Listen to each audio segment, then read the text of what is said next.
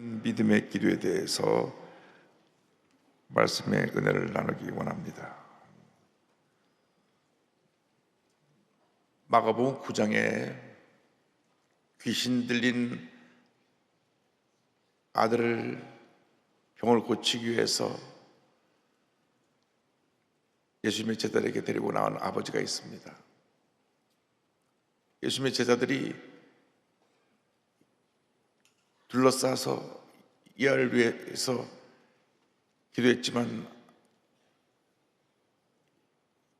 이 아이는 발작을 하고 거품 물고 귀신이 쫓겨나가지 않았습니다. 그때 예수님이 변화산에서 내려오시니까 그 아버지가 예수님에게 말합니다. 무엇인지 하실 수 있으면 좀 우리 아이에게 해달라고 그랬습니다. 무엇을 하실 수 있거든.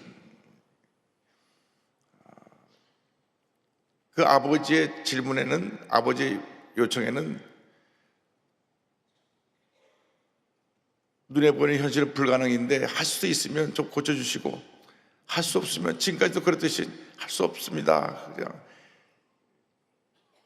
절반은 고쳐주면 좋겠다는 마음이 있지만 절반은 못 고쳐주셔도 할 수 없습니다. 아예 질문이 무엇을 하실 수 있으면 우리에게 좀 해주세요. 여러분, 기적을 창조하는 믿음은 이렇게 할 수 있으면 하는 절반 정도의 의심을 갖고는 아무 일도 일어나지 않습니다. 절대 긍정의 믿음이 기적을 가져오는 것입니다. 무엇을 할 수 있으면 우리 아이를 고쳐주세요. 예수님이 하신 말씀이 마가복음 9장 23절입니다. 이 말씀이 서대문 시절에 강대상 옆에 항상 걸려 있었습니다. 예수께서 이르시되 할 수 있거든이 무슨 말이냐, 믿는 자에게는 능히 하지 못할 일이 없느니라 하시니, 옛날 성경 번역에는 믿는 자에게는 능치 못할 일이 없느니라 훨씬 더 나왔습니다. 능히 하지 못할 일이 너무 길어요. 능치 못할 일이 없느니라. 여러분, 믿음이라는 것은 절대 긍정입니다. 절대 긍정으로 나가야 됩니다. 내가 지금 심한 감기가 걸렸는데 약국에 가서 감기약을 딱 사다 놓고 고쳐주시면 감사하겠습니다. 안 고쳐주시면 약 먹고요. 절대 안 고쳐주십니다. 약을 안 사다 놓고 주여 믿습니다 기도하는 것도 아니고 약은 옆에 갖다 놓고 약을 힐끔힐끔 보면서 열은 그대로 나니까 고쳐주시면 좋고요, 안 고쳐주시면 약을 먹겠나이다. 그 약을 갖다 놓고 기도하는 모습이나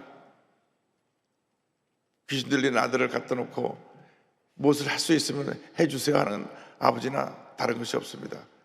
믿음이라는 것은 절대 긍정입니다. 제일 중요한 것은 부정적인 생각이 들어오면 안 된다는 것입니다. 아담과 하와가 죄를 짓게 된 근본적인 원인은 부정적인 생각이 들어간 것입니다. 뱀이 하와에 와서 묻습니다. 아크로온 수박의 언어는 절대 부정입니다. 이 모든 동산에는 과일을 다 먹지 말라고 하시더냐, 다 먹지 말라도 하시더냐고 부정적인 질문을 합니다. 하나님께서 말씀하시기를 다 먹을 수 있는데 이 선악과만을 먹지 말아라 하셨는데 마귀가 들어가서 뱀에게 말하게 하기를 다 먹지 말라고 하시더냐. 여러분, 마귀는 철저하게 부정적입니다. 우리가 사람들을 사귀고 대화할 때 늘 불평하고 부정적인 얘기하는 사람하고는 몇 번 고면한 다음에 멀리 해야 돼요. 왜? 같이 얘기를 주고받으면 같이 내가 부정적이 됩니다. 하와가 뱀하고 대화를 주고받으면서 부정적인 생각이 들어왔습니다. 부정적인 생각이 들어오니까 먹으면 정녕 죽으리라고 한 그 선악과 밑에 가서 쳐다보다가 그 부정적인 이야기가 생각을 사로잡아서 선악과를 따먹게 하고 옆에 있는 아담에게도 저 같이 선악과를 먹음으로 말미암아 죄가 들어오게 된 것입니다. 죄의 출발은 부정적인 생각입니다. 오늘날 SNS가 부정적인 생각으로 가득 덮여 있습니다. 사람을 살리는 얘기, 치료하는 얘기, 회복시키는 얘기, 이런 얘기가 있는 것이 아니라 사건, 사고, 문제들만 계속해서 보도합니다. 좀 긍정적인 얘기, 사람을 살리는 얘기, 치료하는 얘기가 뉴스에 제일 처음 나면 얼마나 좋겠어요. 여러분, 이 세상 사람들은 부정적인 생각에 꽉 붙잡혀 삽니다.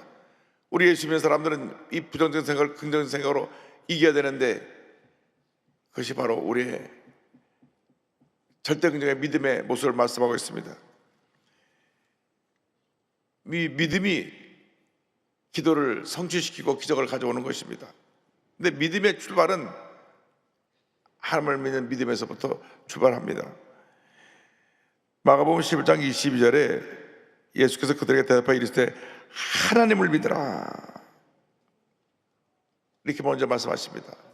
할 수 있거든요. 무슨 말이냐? 그 말씀하시기 전에 먼저 그 귀신 들린 아이의 아버지에게 먼저 하나님을 굳건히 믿으십시오. 하나님을 믿으라, 하나님을 믿으라.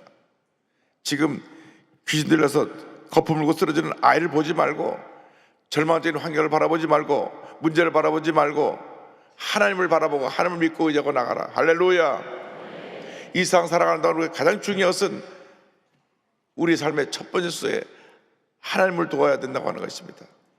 문제가 생기면 이리 뛰어다니고 저리 뛰어다니고 사람을 찾아다닙니다.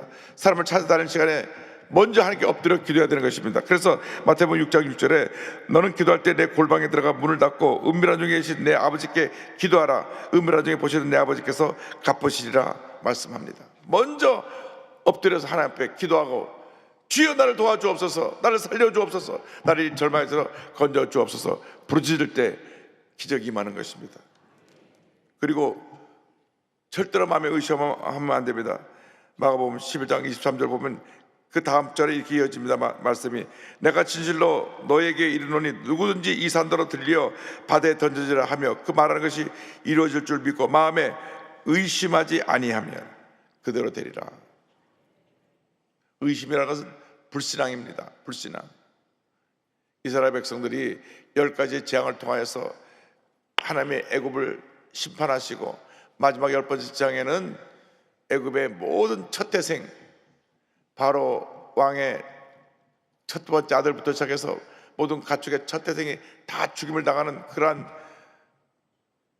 심판을 통하여 이스라엘 백성이 구원받고 출애굽했는데, 앞에 홍해가 가로막히자 그때부터 불평하기 시작합니다. 홍해를 육처럼 갈라지게 해서 광야에 나오는데 또 마라에 이르러서 물이 쓰다고 불평합니다. 그들의 광야 40년은 끊임없는 불평과 원망이었습니다. 여러분, 예수 믿고 나서 원망을 불평하면 복을 받지 못합니다. 예수 믿고 나서 절대 긍정 절대로 바뀌지 않으면 어떠한 은혜가 임하지 않습니다. 어떤 어려움이 다가와도, 문제가 다가와도, 고통이 다가와도 절대 긍정, 절대 감사가 기적을 만들어내는 것입니다. 예수 믿는 사람들은 그 입에서 감사하는 얘기 외에는 다른 것이 나오면 안 됩니다. 이것이 문제입니다, 저것이 문제입니다, 이것은 믿지 않은 사람들이 하는 얘기입니다. 문제는 있죠. 문제는 왜 보여주느냐? 그 문제를 품고 기도하고 해결하라고 보여주는 것이지, 문제가 있다고 말하라고 보여주는 게 아닙니다.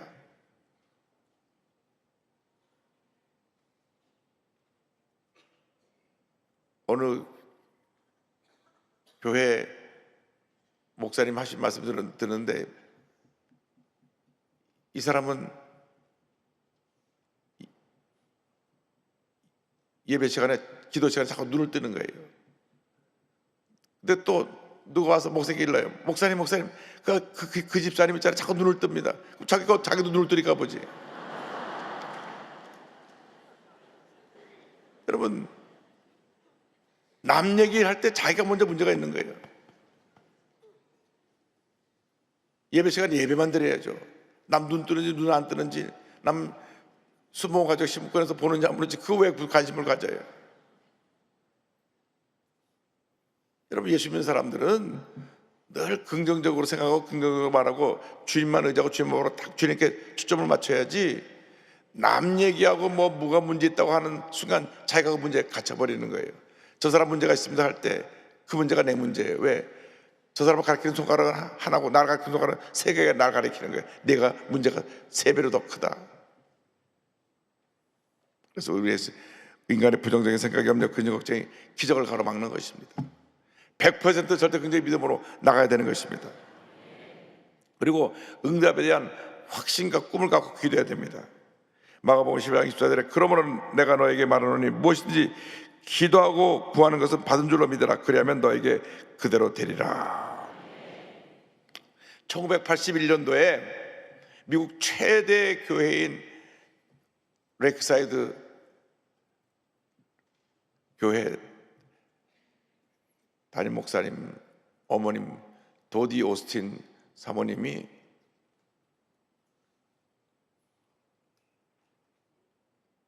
병원에 입원을 하는데 21일 동안 종합검진을 받는데 간암 말기입니다.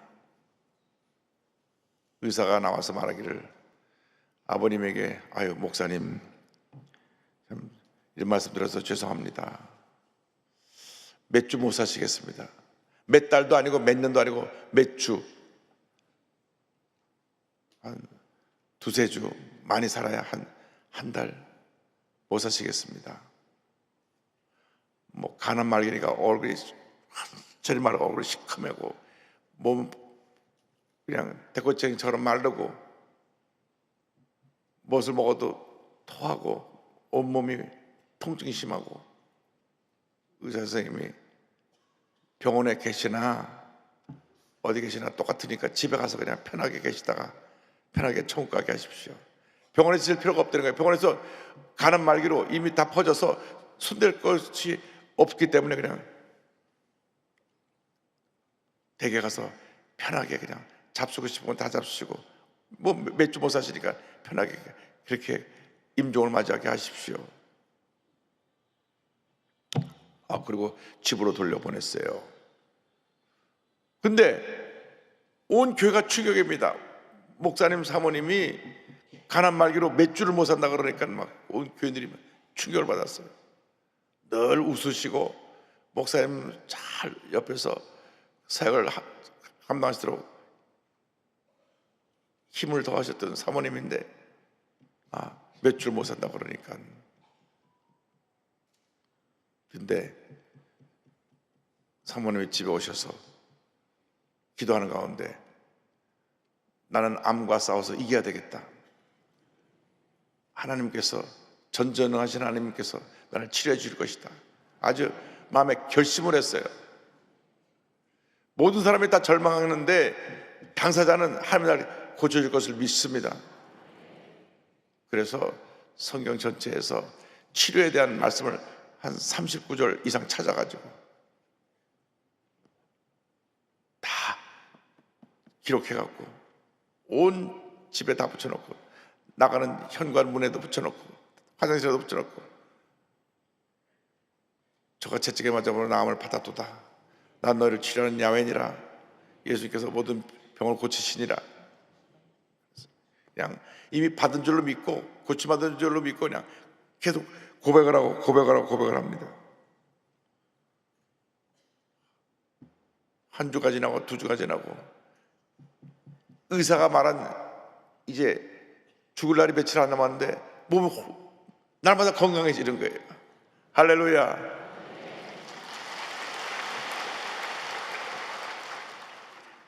오늘 아침에 확인해 보니까 40년이 지난 지금도 살아계세요. 할렐루야. 오히려 남편 목사님 먼저 천국 가셨어요. 몇 주밖에 못 산다 그랬는데 마음에 이미 받은 줄로 믿고 주님이 내 기도를 들으신다. 그래서 마가복음 6장 8절 그러므로 그들을 본받지 말라. 구하기 전에 너에게 있어야 할 것을 하나님 너희 아버지께서 아시느니라. 확고한 믿음을 가졌어요. 근데 꼭 기억해야 될 것이 하나가 있습니다. 그런데 즉각적으로 기도가 응답이 오지 않을 때가 있습니다. 기도를 하고 기도해도 응답이 오지 않을 때가 있어요.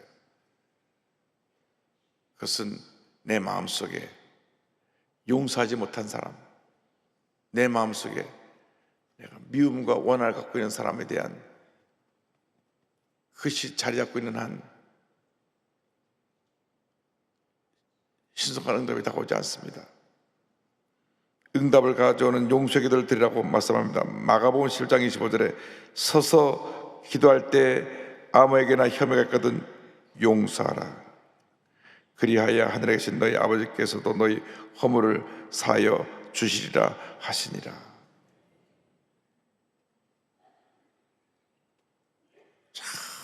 때로 나를 어릴 때 밤낮 술 먹고 때렸던 아버지를 용서하지 못해.